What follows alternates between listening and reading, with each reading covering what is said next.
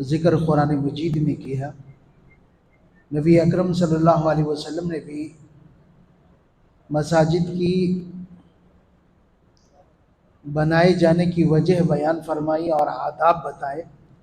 نبی اکرم صلی اللہ علیہ وسلم کا فرمان ہے، انما المساجد ہی لذکر اللہ عز وجل والصلاة وقراءۃ القرآن، کہ مساجد یہ اللہ کے ذکر کے لیے، نماز کے لیے اور قرآن کی تلاوت کے لیے۔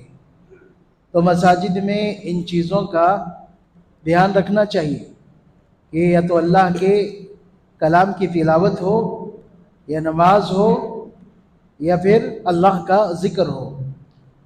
مساجد کے بہت سارے آداب ہیں، اہل علم نے ان کا ذکر کیا ہے۔ ان میں سے ایک ادب کہ مسجد کو آتے وقت لباس کے صفائی کا خیال رکھنا چاہیے، اچھا لباس ہونا چاہیے، ایسا لباس نہ ہو جس سے دوسروں کو تکلیف ہو، کیونکہ اللہ تبارک و تعالیٰ ارشاد فرماتا ہے، یا بنی آدم خذوا زینتکم عند کل مسجد، کہ اے بنی آدم تم مسجد کی حاضری کے وقت زینت اختیار کرو۔ زینت اختیار کرنے سے مطلب لباس اچھا ہونا چاہیے۔ اچھا لباس ایک الگ سے اگر انسان کو سہولت ہے مسجد کے لیے بنا سکتا ہے تو بنا لے، جیسا کہ نبی اکرم صلی اللہ علیہ وسلم نے جمعہ سے متعلق فرمایا تھا، اگر تم میں سے کسی کے پاس دو لباس ہو تو بہتر ہے، ایک عام اوقات کے لیے اور ایک جمعہ کے لیے۔ تو مسجد میں کپڑوں کی صفائی کا خیال رکھنی چاہیے۔ نبی اکرم صلی اللہ علیہ وسلم نے ایک اور چیز بتائی ہے جو عام ہے لیکن مسجد میں اس کا خیال رکھنی چاہیے۔ اللہ کے رسول صلی اللہ علیہ وسلم فرماتے ہیں، لولا نشق علی امتی لامرتهم بالسواک عند کل صلاۃ، اگر میری امت کے تکلیف کا مجھے خیال نہ ہوتا تو میں ہر نماز کے وقت مسواک کرنے کا حکم دیتا، کہ ہر نماز کے وقت جب مسجد آؤ تو مسواک کر آؤ، نماز مسواک کرنے کے بعد ادا کرو۔ لیکن اس کو لازم کرنے سے لوگوں کو تکلیف ہوگی، اس خوف سے میں لازم نہیں کر رہا ہوں، حکم نہیں دے رہا ہوں۔ اگر کوئی کرتا ہے تو بہت بہتر ہے۔ نبی اکرم صلی اللہ علیہ وسلم نے مسواک کی تاکید کی اور مسواک کو منہ کی صفائی کا ذریعہ اور اللہ تبارک و تعالیٰ کی رضامندی کا ذریعہ بتایا۔ مسواک کرتا ہے انسان، منہ کی صفائی ہوتی ہے اور اللہ تبارک و تعالیٰ اس سے راضی ہوتا ہے۔ تو مسجد آنے کے وقت یا مسجد آ کر مسواک کرنے کی کوشش کرنی چاہیے۔ کیوں؟ نبی اکرم صلی اللہ علیہ وسلم نے منع کیا ہے ان لوگوں کو جو مسجد میں لہسن یا پیاز کھا کر آتے ہیں، لہسن یا پیاز کھا کر آتے ہیں، کیونکہ لہسن اور پیاز کی بو ہوتی ہے۔ جب انسان لہسن پیاز کھا کر، کچا لہسن کچی پیاز کھا کر نماز ادا کرے گا تو بازو والے کو بھی تکلیف ہوگی۔ نبی اکرم صلی اللہ علیہ وسلم کے احادیث کے مطابق ملائکہ کو بھی تکلیف ہوگی، اس لیے منع کیا گیا کہ پیاز اور لہسن کھا کر مسجد کو نہ آئے تاکہ بو سے لوگوں کو تکلیف نہ ہو۔ اسی طریقے سے پیاز لہسن حلال چیزیں ہیں، دونوں بھی، پیاز بھی حلال ہے، لہسن بھی حلال ہے، لیکن مسجد آتے وقت منع کیا گیا۔ اگر کوئی سگریٹ اور بیڑی استعمال کرتا ہے اور اس کی بو سے لوگوں کو تکلیف دیتا ہے تو اس کو بھی آگاہ ہو جانا چاہیے کہ اس طرح کی حرکت اچھی نہیں ہے۔ لہسن اور پیاز کی بو سے منع کیا گیا تو اس کی بو اور زیادہ ہوتی ہے۔ نبی اکرم صلی اللہ علیہ وسلم نے مسجد کو کثرت سے آنے کا اور خاص کر چل کر آنے کا حکم دیا ہے۔ اللہ کے رسول صلی اللہ علیہ وسلم صحابہ سے فرماتے ہیں، الا ادلکم علی ما یمحو اللہ بہ الخطایا ویرفع بہ الدرجات، کہ میں تمہیں ایک ایسی بات نہ بتاؤں جسے اللہ تبارک و تعالی درجات کو بلند کرتا ہے اور گناہوں کو معاف کرتا ہے۔ تو صحابہ نے کہا کہ اللہ کے رسول ضرور بتائیے۔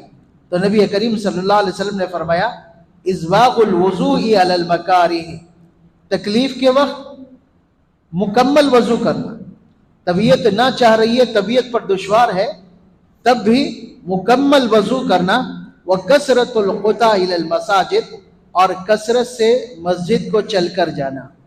دوسری بات، پھر تیسری بات آپ صلی اللہ علیہ وسلم نے فرمایا وہ انتظار الصلاۃ بعد الصلاۃ، کہ ایک نماز کے بعد دوسری نماز کا انتظار کرنا۔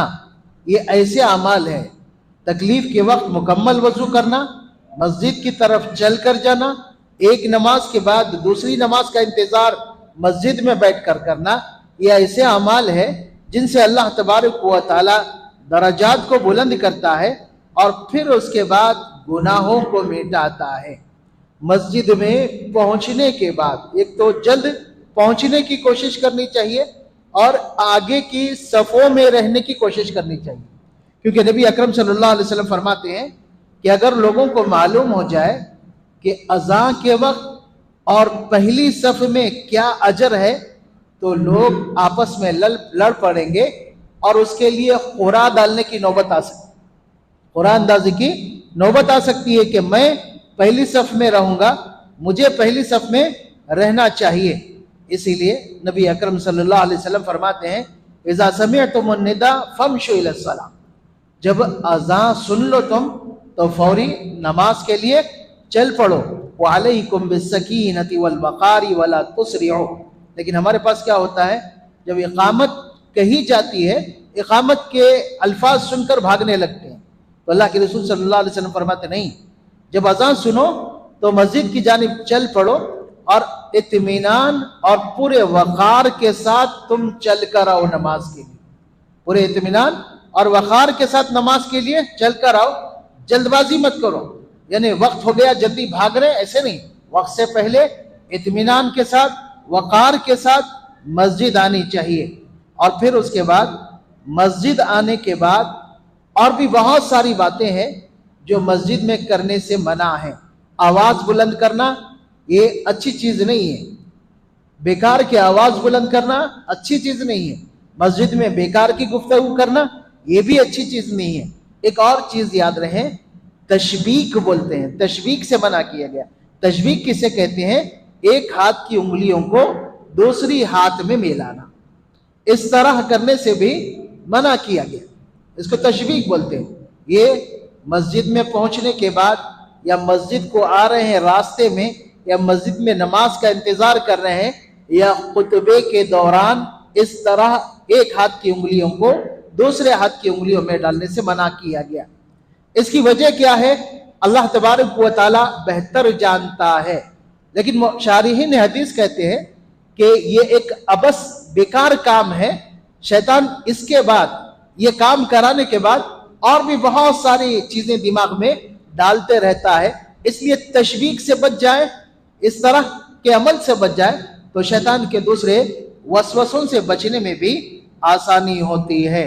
نبی اکرم صلی اللہ علیہ وسلم نے مساجد کی بڑی اہمیت بتائی ہے اور خاص کر مساجد کو پاک و صاف رکھنے کا حکم دیا ہے، اور فرمایا کہ مساجد اس لیے بنائی گئی ہے کہ انہیں پاک و صاف رکھا جائے۔ آپ صلی اللہ علیہ وسلم ایک دفعہ مسجد کی دیوار پر تھوک دیکھتے ہیں، کسی نے تھوک دیا تھا، وہ دیکھ کر آپ غصہ ہو جاتے ہیں اور فرماتے ہیں لوگ سمجھتے ہیں کہ مساجد اس لیے بنائی گئی ہے، نہیں، مساجد تو اللہ کے ذکر کے لیے، نماز کے لیے اور تلاوت قرآن کے لیے بنائی گئی ہے۔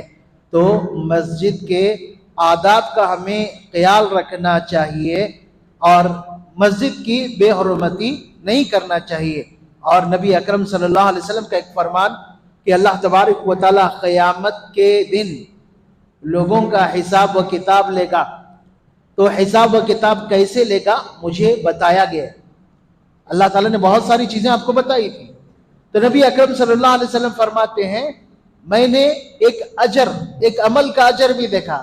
کیا وہ عمل؟ کیا معمولی عمل کہ کوئی مسجد سے ایک تنکا، تھوڑا سا کچرا، ایک تنکا اٹھا کر باہر کر رہا ہے تو اللہ تبارک و تعالیٰ اس پر بھی اسے اجر دے رہا ہے۔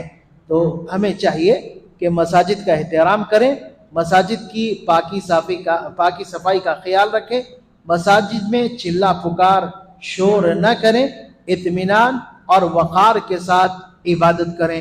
اللہ تبارک و تعالی ہمیں عمل کی توفیق عطا فرمائے۔